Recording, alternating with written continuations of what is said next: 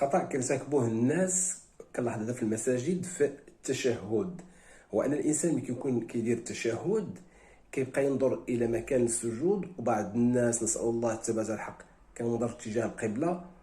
والصحيح هو ان الانسان ملي يكون يدير التشهد خاص العينين ديالو يبقاو منحصرين على السبابه، اي انك تبقى تشوف السبابه في التشهد حتى تكمل التشهد.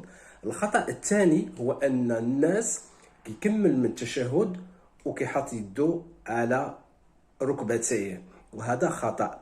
خاصك تبقى دير في التشهد حتى يسلم الامام. تقول لي وانا كملت التشهد من بعد الصلاه الابراهيميه كندير الدعاء الذي علمنا الحبيب عليه الصلاه والسلام ديال اعوذ بالله من فتنه المحيا والممات، فتنه المسيح الدجال، واعوذ بالله من عذاب القبر وعذاب النار، وتصلي على الحبيب عليه الصلاه والسلام، ومازال الامام كيشهد كيدير التشهد.